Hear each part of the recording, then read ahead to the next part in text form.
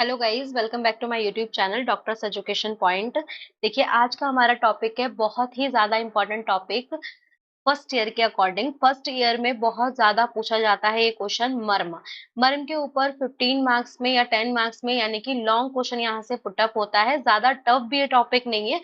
आज हम इस टॉपिक को कवर करेंगे, ठीक है। सबसे पहले हम मर्म देखते हैं, मर्म शब्द कैसे बना है। तो मर्म शब्द ये बच्चे आपको एज इट इज रटना होता है। मृ धातु में मनिन प्रत्यय लगाने से मर्म शब्द बना है, ठीक है। अब इसके बाद में इसकी डेफिनेशन देखते हैं। डेफिनेशन बहुत ज्यादा इंपॉर्टेंट है। डेफिनेशन पता नहीं होगी तो हमें पता नहीं चलेगा मर्म क्या है। तो उसके लिए देखते हैं अकॉर्डिंग टू सुश्रुत, सुश्रुत ने क्या बोला है। सुश्रुत ने बोला है बच्चे, शरीर के वह बिंदु जहां पर मांस, सिरा, स्नायु, अस्थि, संधि का संगम होता है वह स्थान मर्म कहलाते हैं। क्या बात बोली है इन्होंने, शरीर के वह बिंदु यानी कि शरीर में वो पॉइंट्स जहां पर मांस यानी कि मसल्स, सिरा यानी कि वेन्स, स्नायु यानी कि लिगामेंट्स,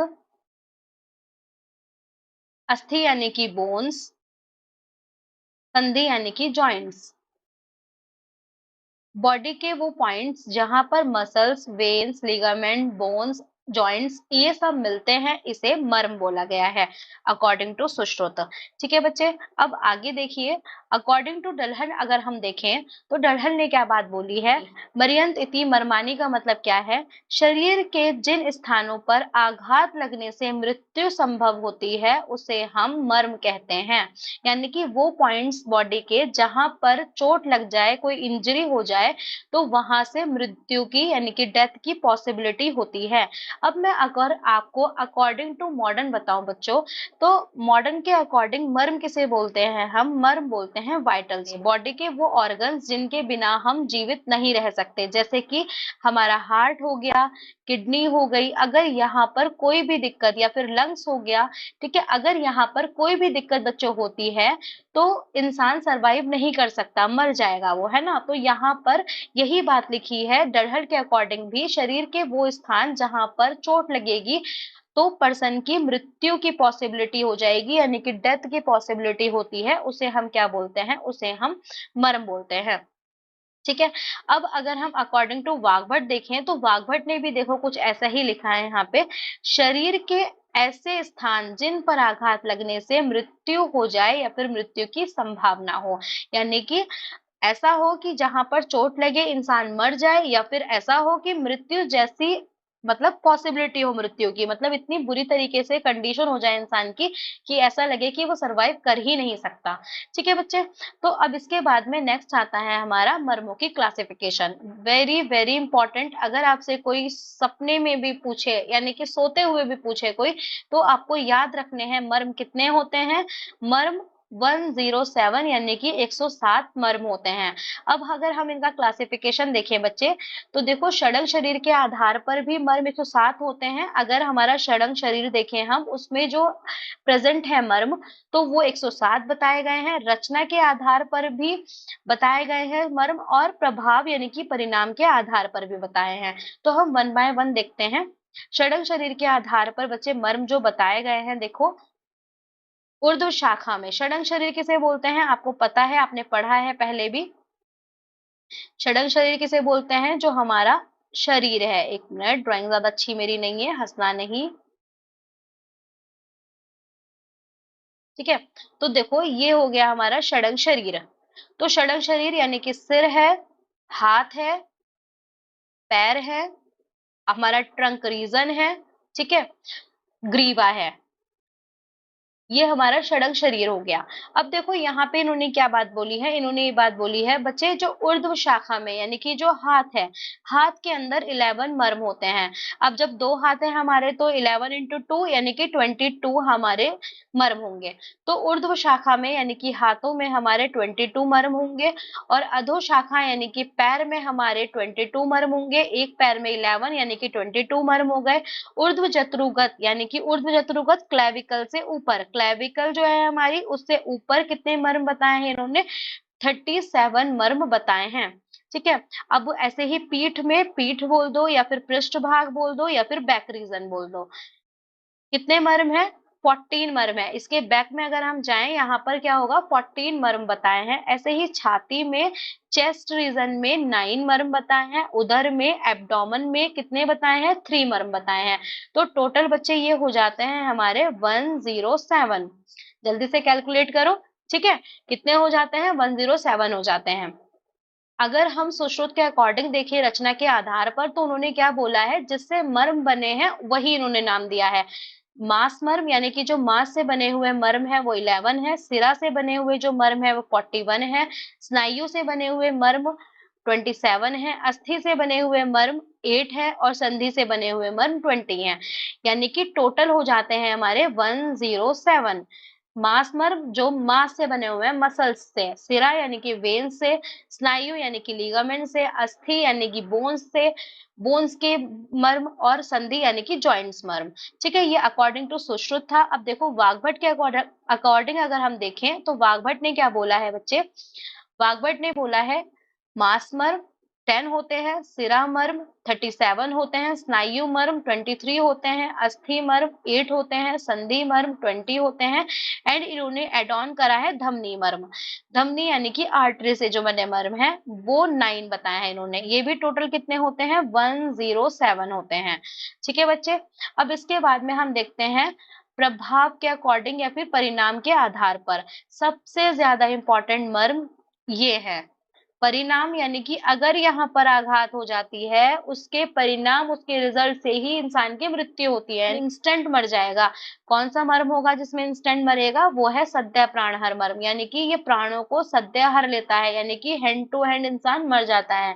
यहाँ पे इतनी ज्यादा ब्लीडिंग होगी कि पर्सन सर्वाइव ही नहीं कर सकता, या फिर ब्लीडिंग भी नहीं होगी तो ऐसा एबनॉर्म, मतलब कुछ एबनॉर्मलिटी ऐसी हो जाएगी कि इंसान हैंड टू हैंड मर जाएगा। तो ये मर्म 19 होते हैं, सद्य प्राणहर मर्म। कालांतर मर्म जो होते हैं, कालांतर मर्म एक काल के बाद में मृत्यु बताई है, जैसे कि यहाँ पर इन्होंने बोला है कि पर्सन 2 वीक्स से 1 मंथ तक सरवाइव कर सकता है। ठीक है, सिर्फ मैक्सिमम 1 मंथ कर सकता है। और अगर बच्चे ऐसा होता है कि बहुत ज्यादा कालांतर मर्म में भी कुछ ऐसे मर्म है, जैसे अगर वहां पर ज्यादा चोट लग जाती है या फिर ब्लीडिंग ज्यादा हो जाती है तो इंसान हैंड टू हैंड भी उसकी डेथ हो सकती है, यानी कि सद्य प्राणहर मर्म वाली कैटेगरी, हैंड टू हैंड भी इंसान मर सकता है। अब देखो नेक्स्ट क्या लिखा है यहाँ पे, वैशल्य घन मर्म, ये जो होते हैं हमारे 3 होते हैं। वैकल्यकर मर्म 44 होते हैं, रुजाकर मर्म 8 होते हैं।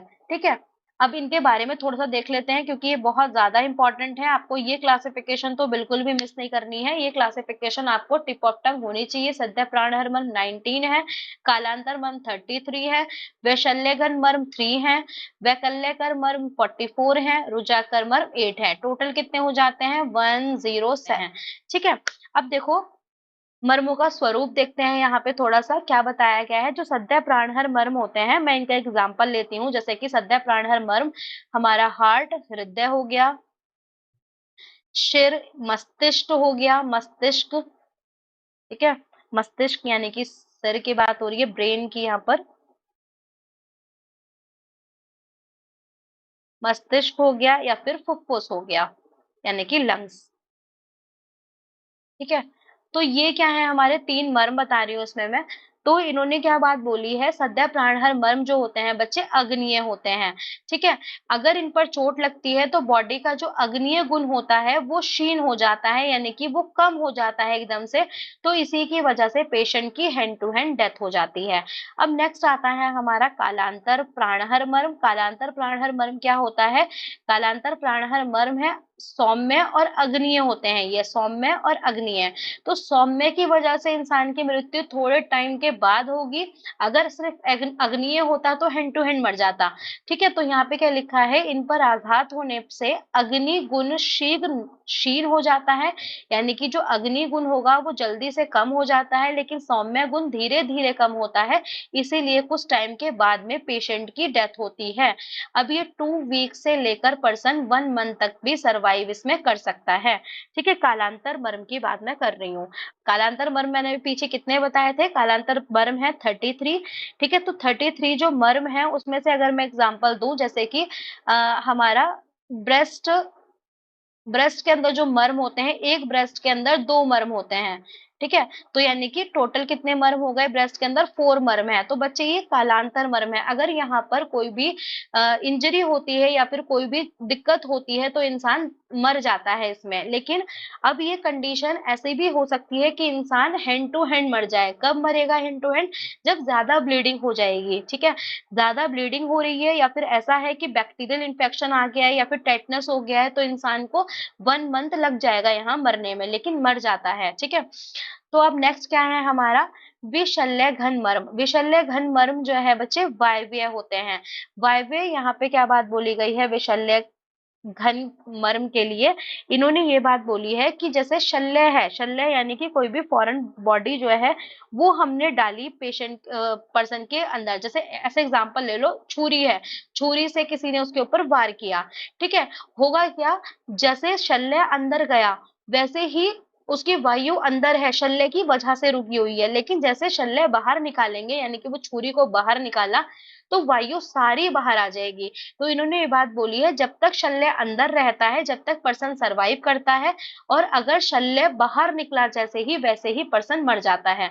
तो विशल्य घन मर्म जो है वो वायवीय होते हैं। इसीलिए इन्होंने बोला है कि वायु जो है, वायु का मार्ग जब तक अवरुद्ध है, यानी कि वो रुका हुआ है, वायु को नहीं निकलने दे रहा है, जब तक पर्सन सरवाइव करेगा, जैसे ही शल्य बाहर आया वैसे ही पर्सन मर जाएगा।